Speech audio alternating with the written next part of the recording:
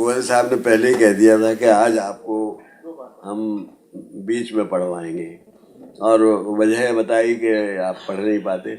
मैंने तो कभी अनुभव नहीं किया, क्योंकि आप लोग बुलाए,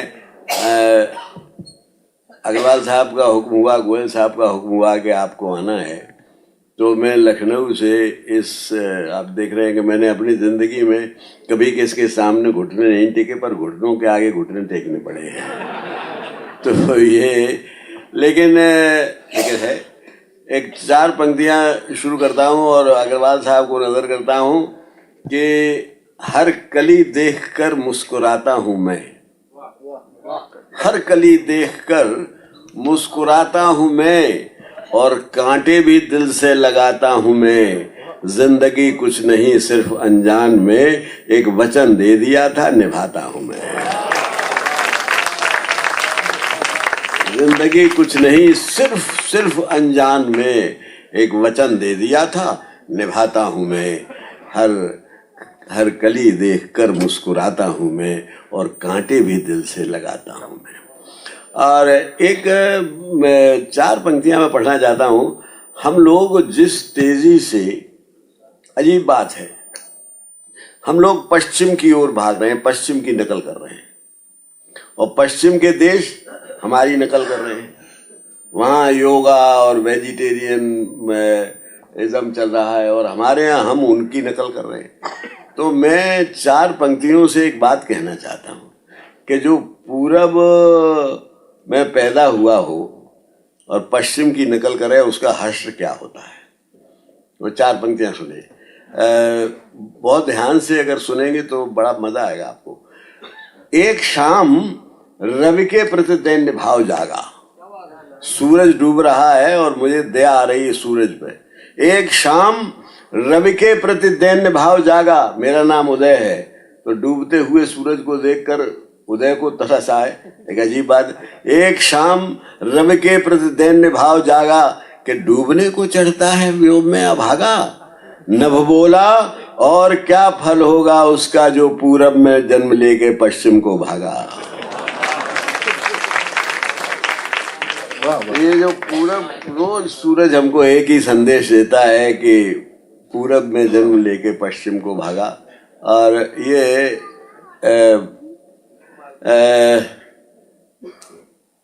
मैं एक गज़ल पढ़ना चाहता हूँ जी।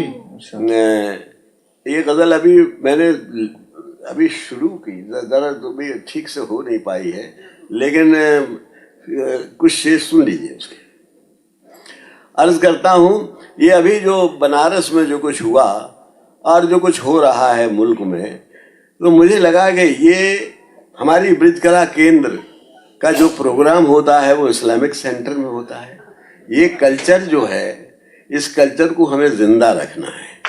तो इसलिए मैंने ये शेर कहा है, ये शेर आप तक पहुंचे कि हिंदू न मुसलमान हम, हिंदू न मुसलमान हम, इंसान हैं तो हैं। हिंदू न मुसलमान हम, इंसान हैं तो हैं। इस बात पे कुछ लोग परेशान हैं तो हैं। हिंदू न मुसलमान, इंसान हैं तो हैं। इस बात पर कुछ लोग परेशान हैं तो हैं। और ये शेर सुन लीजिए कि परवाह मौलवी की न पंडित का डर हमें, परवाह मौलवी की न पंडित का डर हमें। मैखाने में मस्ती के जो मेहमान हैं तो हैं। मैखाने में मस्ती के हम मेहमान हैं तो हैं। काफिर कहो बेदीन कहो जो कहो कहो, हम अपने मन की मर्जी के सुल्तान हैं तो हैं। हम अपने मन की मर्जी के सुल्तान हैं तो। पर एक शेर इसमें ये भी सुन लीजिए कि सियासत के लिए जंग जरूरी तो नहीं है। सियासत के लिए, ये पंक्ति समझ लीजिए, सियासत के लिए जंग जरूरी तो नहीं है। मोदी जी इधर है उधर इमरान है तो है। सियासत के लिए जंग जरूरी तो नहीं है। मोदी जी इधर है उधर इमरान है तो है। हिंदू। और शेर सुनिए इसमें कि बस 2.5 अक्षरों का सबक याद है हमें। बस 2.5 अक्षरों का सबक याद है हमें, बाकी की किताबों से अनजान है तो हैं। बाकी की किताबों से जो अनजान है तो हैं। अपनी कलम का फर्ज अदा कर रहे हैं हम, अब जिंदगी और मौत के दरमियान हैं तो हैं। वाह वाह। अपनी कलम का, आजकल सच बोलने वाले को बड़ा वो होता है, ईडी लगा दिया। अब जिंदगी और, अरे ये शेर सुन लीजिए कि इन मैले आईनों को साफ कर रहे हैं हम।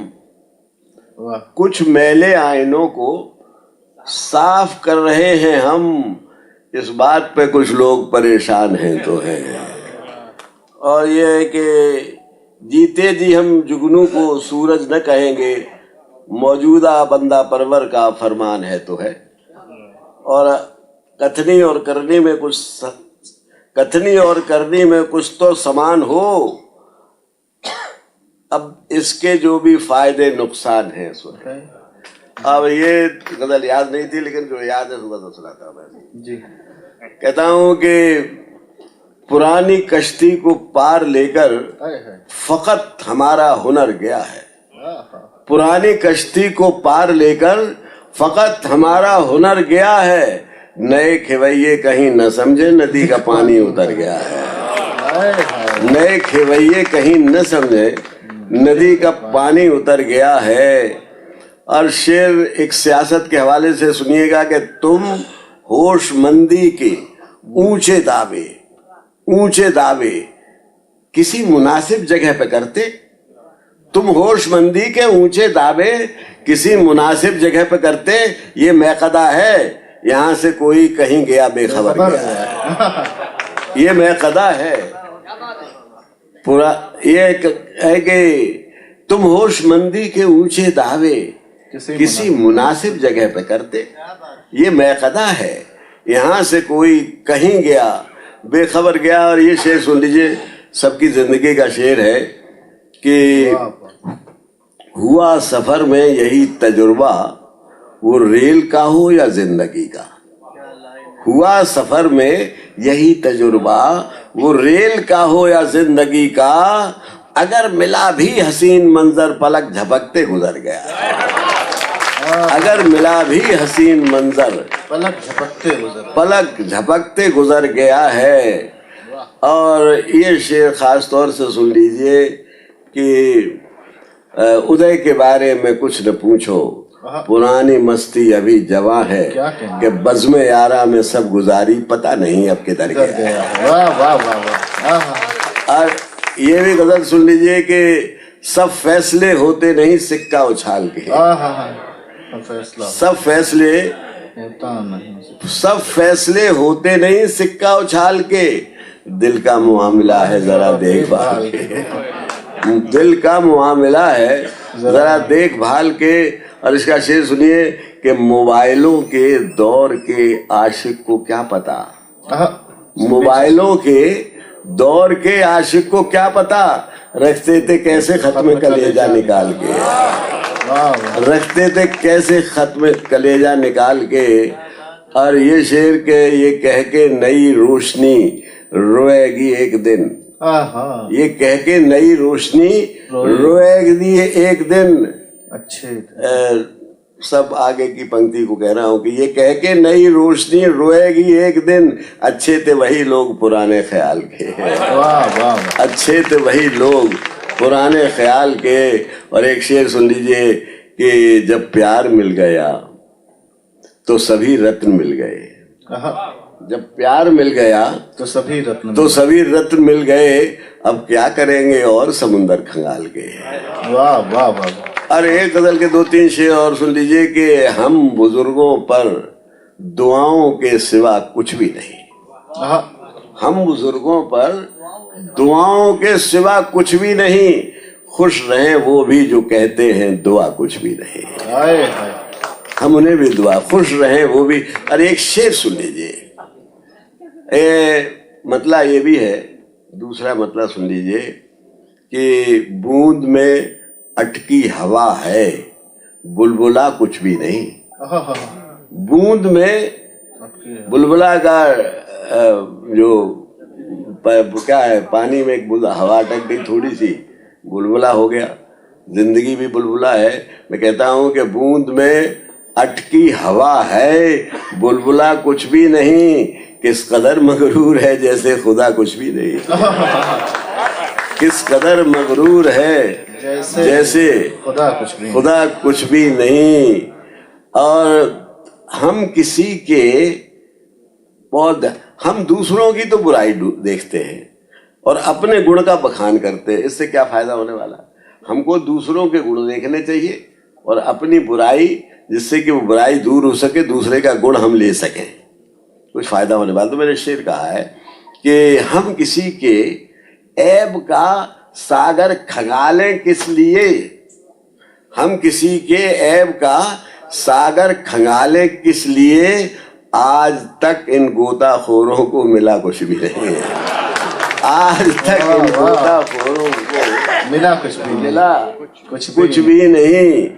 और एक शेर सुन लीजिए कि मुट्ठी बांधे आए थे सब, मुट्ठी बांधे आए थे सब, मुट्ठी खोले जाएंगे, ये समझ लो तो समझने को बचा कुछ भी नहीं है। ये समझ लो तो समझने को बचा कुछ भी नहीं।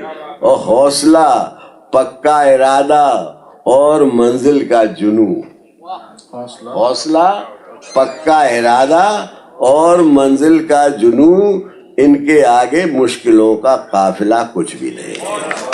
इनके आगे मुश्किलों का काफिला कुछ भी नहीं। ये मैंने कुछ गजल सुना दी। एक कविता में सुनाना चाहता हूँ। कवि जो होता है वो कबीर से के जमाने से, कबीर ने कहा कवि कबीरा हर भावता दूर से दीसंत, तन खीना मन उन्मना जग रूसना फिरंत।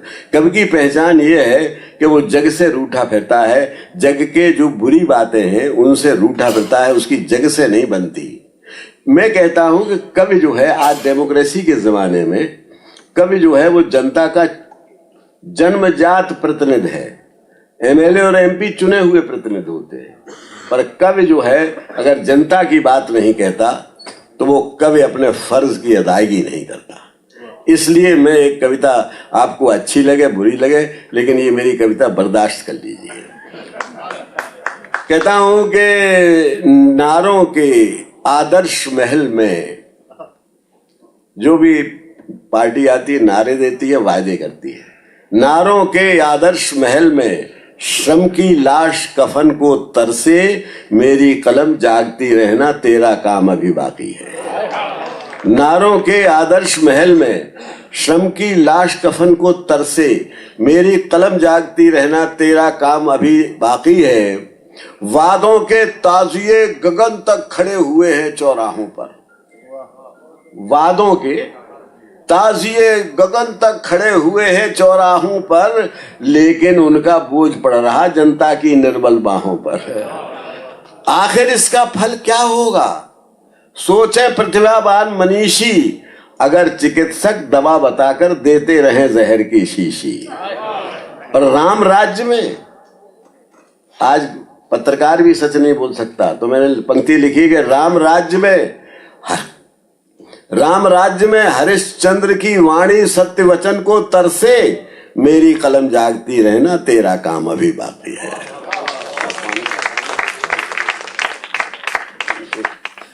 ये मैंने कहा कि ये कवि की कविता केवल मनोरंजन नहीं है, कविता एक धर्म भी है जो समाज को जागरूक करती है।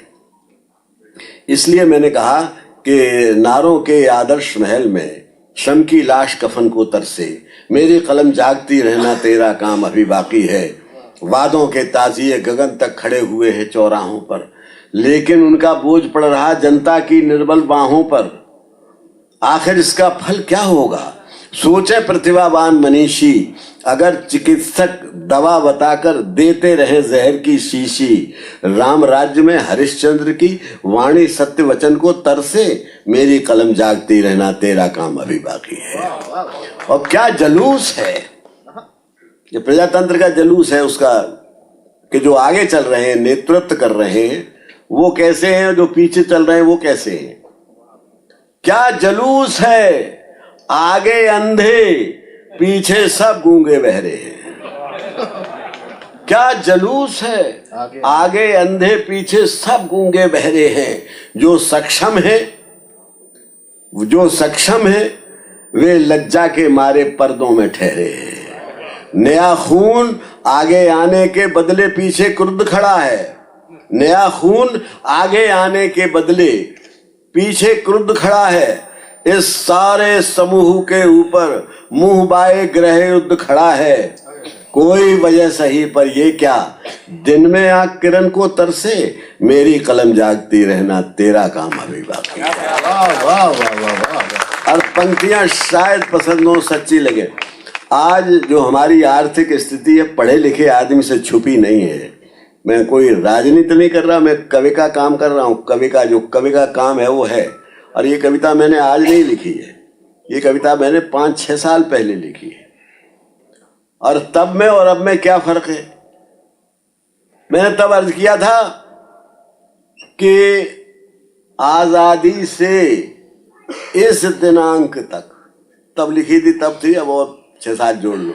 आजादी से इस दिनांक तक केवल ये उत्थान हुआ है, महंगाई हो गई सियानी, भ्रष्टाचार जवान हुआ है।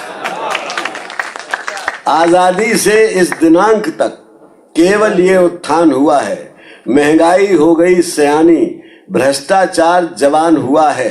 अपनी परछाई की तुलना में छोटा इंसान हुआ है। अब आदमी अगर ये कहे कि ये फलाने पद पे हैं, कितना काबिल है ये नहीं देखते। आदमी की जब सूरज डूबने लगता है तो परछाई आदमी की लंबी हो जाती है, आदमी छोटा रह जाता है। तो ऐसा लगता है जैसे संस्कृति का सूरज डूब रहा है।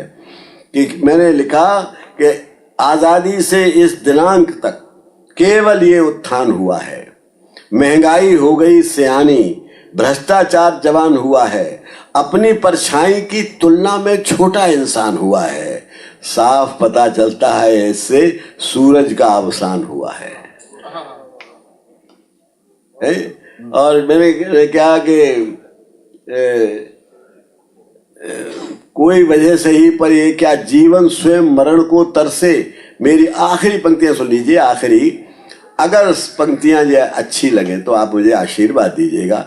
मैंने ये पंक्तियां इसलिए लिखी हैं कि मैं एनसीसी अफसर भी रहा, सेना से भी जुड़ा रहा, और मैंने उन लोगों के हाल देखे हैं जो सिपाही। बड़ा आसान है युद्ध का उन्माद फैला देना, लेकिन युद्ध को के बाद का जो नक्शा है वो जापान से पूछो कि क्या होता है। इसलिए मैंने ये पंक्तियां लिखी हैं कि कभी कभी सोचा करता हूँ, भगत सिंह के ज़माने से कह रहा हूँ मैं, कि कभी कभी सोचा करता हूँ वे बेचारे छले गए हैं।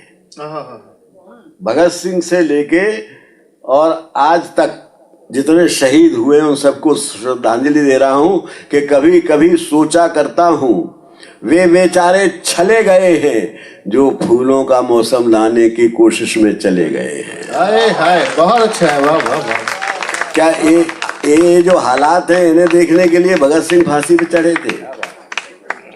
तो मैंने कहा है कभी कभी सोचा करता हूं वे बेचारे छले गए हैं जो फूलों का मौसम लाने की कोशिश में चले गए हैं, जो स्वतंत्रता के चरणों पर अपना शीश चढ़ाकर सोए। हम में से कितने ऐसे हैं उनके लिए हृदय से रोए। उनकी लाखों विधवाओं के कुंवारे स्वप्न सृजन को तरसे, मेरी कलम जागती रहना तेरा काम अभी बाकी। नारों के आदर्श महल में श्रम की लाश कफन को तरसे, मेरी कलम जागती रहना तेरा काम अभी बाकी है। अब दूसरे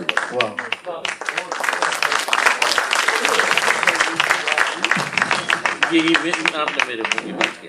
सर 1 मिनट सर, 3-4 नहीं तो दोबारा फिर पढ़े। जब से समाज अच्छा देखिए, उमा जी की बात टालने की हिम्मत किसी में नहीं है, हमें भी नहीं है। पद्म विभूषण उमा जी जो एक दुनिया में जिन्होंने हिंदुस्तान का नाम किया, वो कहें और हम न माने, जो चांदनी के कुछ छंद के लिए वो कह रही है। तो ये चांदनी के छंद क्या कि हम प्रकृति से दूर होते जाते हैं। अब प्रकृति से दूर होने के जो परिणाम हैं वो आप भोग रहे हैं। जो आपके यहाँ पर्यावरण हो रहा है, जो पानी की कमी है, जो सब कुछ वही हो रहा है। तो मैंने लिखा था एक बार कि यहाँ से शुरू करता हूँ, पहले ये सुन लीजिए, ये छंद सुन लीजिए। कुछ हमें सीखना चाहिए कुदरत से कि एक रम्य वाटिका में एक था कपूत युग्म। एक कबूतर का जोड़ा बैठा है एक पेड़ पे, आपने भी देखा होगा हजारों बार, पर आपने ऐसे नहीं सोचा होगा जैसे हमने सोचा कि एक रम्य वाटिका में एक था कपूत युग्म, चोंच चोंच में निबद्ध मग्न मनोहार में इस असार विश्वसार का गए थे सार सार, डूबते उतरते थे प्रेम पारावार में। कोई परवाह थी न चाह थी न डाह थी न सुविधा असुविधा की दुविधा विचार में, सोचता हूँ दीन दुनिया से दूर थोड़ी देर, काश पक्षी होना होता मेरे अधिकार में। अरे ये छंद सुन लीजिएगा कि जब से संभाला होश मेरी काव्य चेत। हम जब छोटे थे, हम क्या सभी बच्चों को, पुराने जो हमारी उम्र के लोग हैं, वो जो आंगन में पालने में लेटते थे तो अम्मा कहती थी वो चंदा मामा। बस बच्चे का उसी दिन से चांदनी से संबंध स्थापित हो जाता था। तो मैंने लिखा कि जब से संभाला होश मेरी काव्य चेतना ने, मेरी कल्पना में आती जाती रही चांदनी। जब से संभाला होश मेरी काव्य चेतना ने, मेरी कल्पना में आती जाती रही चांदनी। आधी आधी रात मेरी आंख से चुरा के नींद, खेत खलिहान में उड़ाती रही चांदनी। और सुख में तो सभी मीत होते, किंतु दुख में भी मेरे साथ साथ गीत गाती रही चांदनी। और जाने किस बात पे मैं चांदनी को भाता रहा, और बिना बात मुझे भाती रही चांदनी। बिना बात मुझे भाती रही चांदनी। कल रात कमरे में खिड़की के रास्ते, एक और दृश्य देखिए चांदनी का। एक चांदनी का टुकड़ा तकिए पे पड़ा है, और उसे देख के मैंने क्या लिखा कि कल रात कमरे में खिड़की के रास्ते उतर आई किरणों की डोरी डोरी चांदनी। कल रात कमरे में खिड़की के रास्ते उतर आई किरणों की डोरी डोरी चांदनी। और देखता रहा ठगा ठगा के परियों के रूप को भी मात करती थी गोरी गोरी चांदनी। मेरे सिरहाने आके तकिए पे बैठ गई, थपकी दे गाने लगी लोरी लोरी चांदनी। और मुझको तो भेज दिया सपनों की दुनिया में, बाद में खिसक गई चोरी चोरी चांदनी। एक संग रूपक चांदनी का और है। झील के किनारे कभी आपने चांदनी देखी हो तो झील जब चांदनी होगी तो सितारे मध्यम तो हो जाएंगे, लेकिन झील में टिमटिमाते हैं और बड़ा खूबसूरत दृश्य बनता है। मैंने भी देखा तो मैंने एक कविता लिख दी कि नीली नीली, मुझे लगा कि ये चांदनी नहीं है, ये एक दुल्हन है जो अपने प्रियतम से मिलने जा रही है और तैयारी कर रही है जैसे दुल्हन करती है। तो मैंने लिखा कि नीली नीली चुनरी में हीरे हीरे टांकती है, आईने में झील के संवरती है चांदनी। नीली नीली चुनरी में हीरे हीरे टांकती है, आईने में झील के संवरती है चांदनी। और यामिनी में अवनी की फूल फूल सेज पर नायका सी नभ से उतरती है चांदनी। और बाहुओं